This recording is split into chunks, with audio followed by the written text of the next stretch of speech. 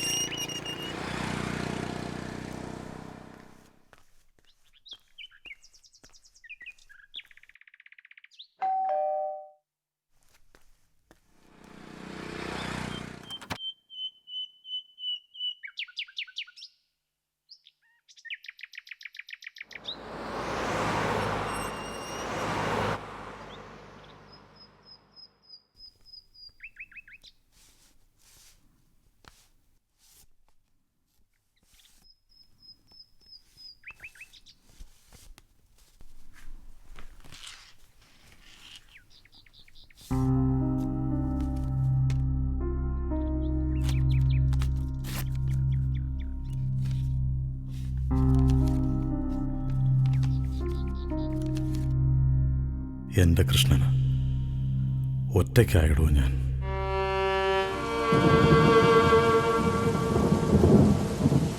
കാലം കടുത്ത് കാലവർഷം വന്നപ്പോൾ ആ വെള്ളപ്പാച്ചിലിൽ സ്വരുക്കൂട്ടിയതെല്ലാം അങ്ങ് പോയി.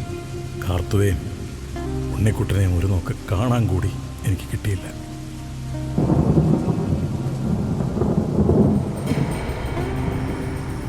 എൻ്റെ നഷ്ടങ്ങളുടെ കണക്കറിയിച്ച് സങ്കടപ്പെടാനല്ല, നിന്നെ കണ്ടാൽ കിട്ടുന്ന ഊർജം കൊണ്ട് ജീവിക്കാനുള്ള പ്രത്യാശയോടെയുമല്ല ഈ എഴുത്തെഴുതുന്നത്.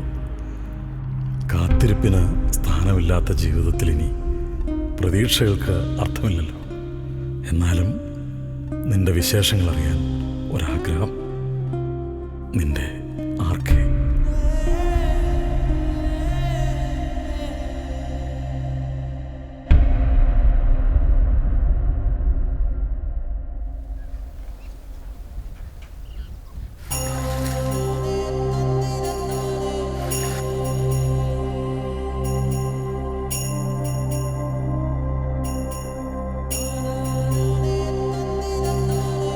സഖാവ് ആർക്കെ.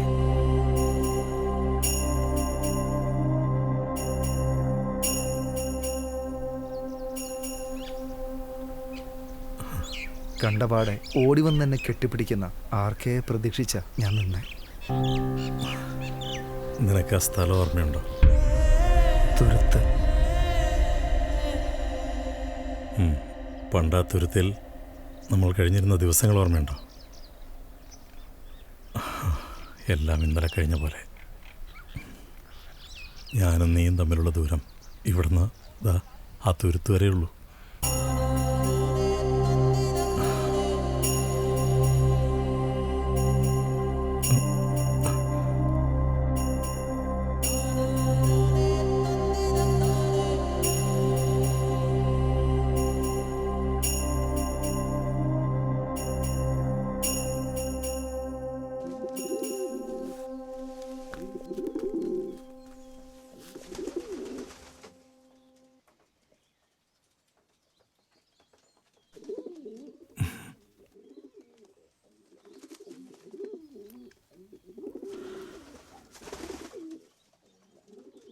മോൻ്റെ കൂട്ടുകാരാ.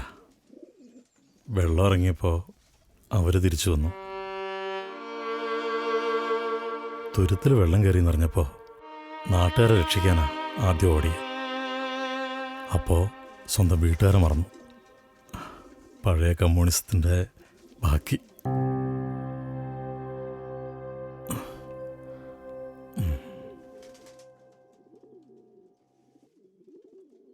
നിന്റെ വിശേഷങ്ങൾ അറിയാനുള്ള ആകാംക്ഷ കൊണ്ടാ ഞാൻ കത്തയച്ച്. പ്രായത്തിൻ്റെ വികൃതിയിൽ നമ്മൾ ചെയ്ത കാര്യത്തിന് പോലീസിനെ ഭയന്ന് ചോരപുരണ്ട കൈകളുമായി ഈ തുരുത്തിൽ വന്ന് കയറിയ ദിവസം നിനക്ക് ഓർമ്മയുണ്ടോ?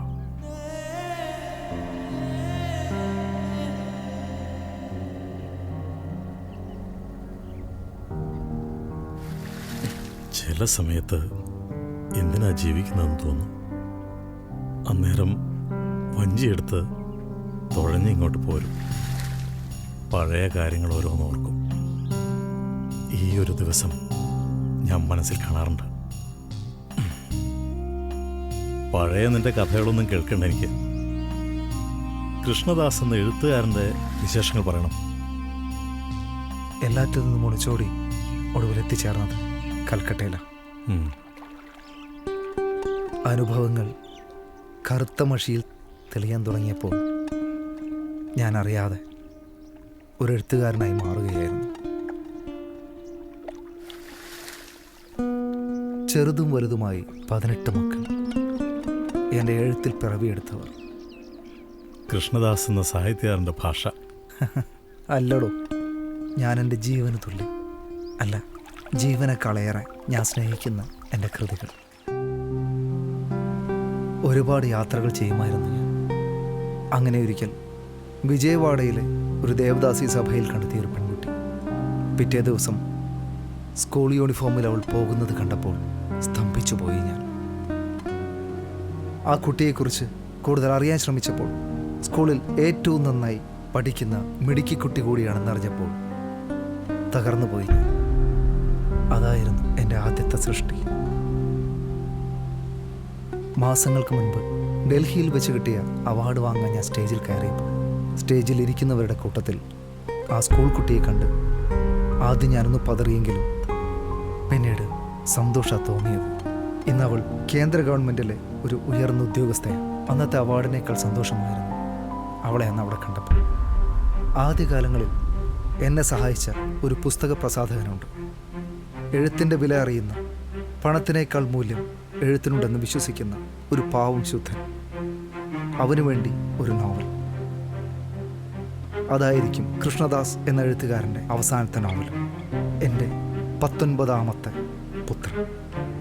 ഇന്നത്തെ കാലത്ത് പത്രമെടുത്ത് നോക്കിയാൽ ക്രൈം നോവൽ മാത്രമേ എഴുതാൻ സാധിക്കൂ. പഴയ കൊച്ചു പുസ്തകത്തിൻ്റെ അതേ രീതിയിലുള്ള ഭാഷയും. നല്ലതൊന്നും അതിൽ കാണില്ല. TV-യിൽ വാർത്ത വെച്ചാലും അതന്നെ സ്ഥിതി. ഈ മുതിർന്ന അവതാരകരെ അനുകരിക്കാൻ ശ്രമിക്കുന്ന കുറച്ച് കുട്ടി അവതാരകർ. പത്രമായാലും TV ആയാലും ഞാൻ ശ്രദ്ധിക്കാറില്ല. അതുകൊണ്ട് ഒരാശയദാരിദ്ര്യം.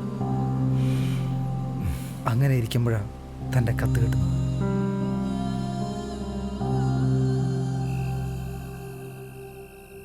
മകനുണ്ടാക്കിയതത്. പ്രളയത്തിൻ്റെ ബാക്കി പത്രമായി എനിക്കിത് മാത്രമേ കിട്ടിയുള്ളൂ.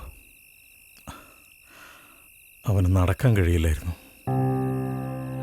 ഈ വീടിൻ്റെ 4 ചുമരുകളായിരുന്നു അവൻ്റെ ലോകം.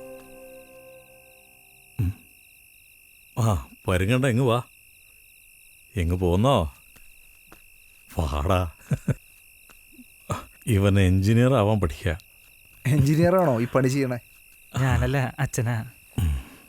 മകനെ എൻജിനീയറാക്കാൻ അച്ഛൻ്റെ ചാരായം മാറ്റും.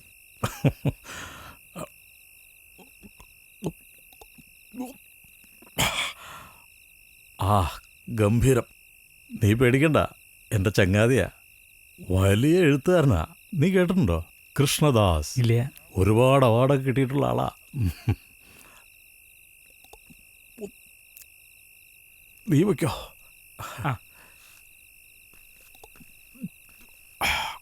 അല്ലെങ്കിൽ ഇപ്പോഴത്തെ ചെറുപ്പക്കാർക്ക് സിനിമക്കാരെ മാത്രം അറിയൂ.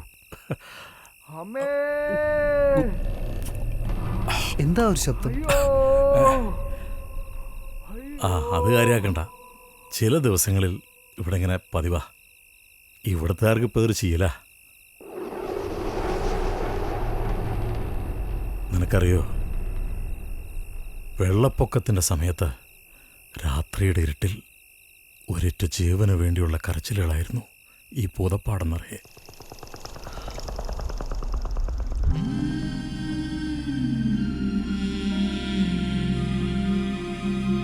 എന്ത് ചെയ്യണമെന്നറിയാതെ നിൽക്കണ നേരത്താ എവിടെന്നോ കുറെ വഞ്ചികൾ വരുന്നത് കണ്ട. മരണവെപ്രാളത്തിൽ മുങ്ങിത്താഴുന്നവരെ ആ വഞ്ചിയിൽ വരുന്നവർ രക്ഷിക്കുന്നത് കണ്ടപ്പോഴാ എൻ്റെ ഓർമ്മ നഷ്ടപ്പെടുന്നതുവരെ ഞാൻ അവരോടൊപ്പം കൂടിയത്.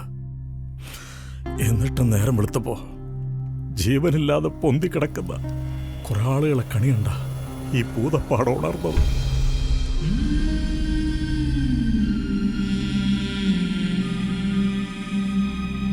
ദൈവം ഇല്ലാന്ന് ചിലർ പറയും.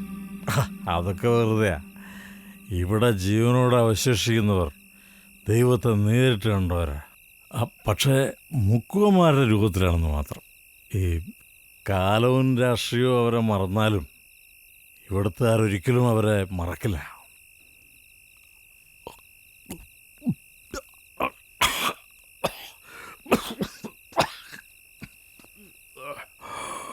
ഈ രാത്രി വെളുക്കുമ്പോൾ കാലം എൻ്റെ കാലിലണിയിച്ച ഈ ചെങ്ങലകൾ പൊട്ടിച്ചു കളഞ്ഞ് ഈ ഭൂമിയിൽ നിന്ന് മോക്ഷം കിട്ടണമെന്ന് ഞാൻ ആശിക്കുകയാണ്.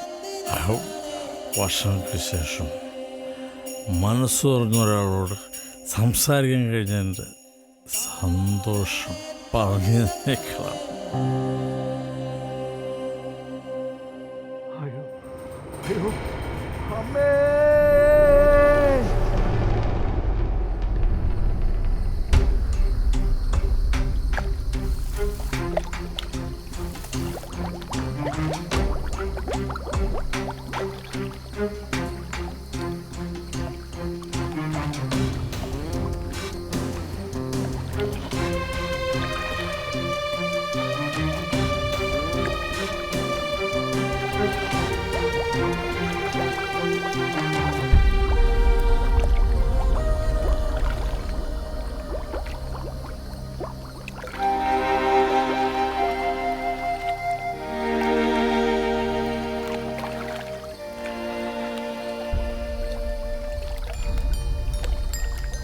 ഈ വീടിൻ്റെ 4 ചുമരുകളായിരുന്നു അവൻ്റെ ലോകം.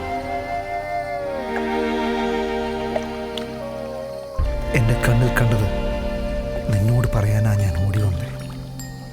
പക്ഷേ വാക്കുകൾ അറാൻ പറ്റുമെന്ന് കാരണവന്മാർ പറയാറുണ്ട്.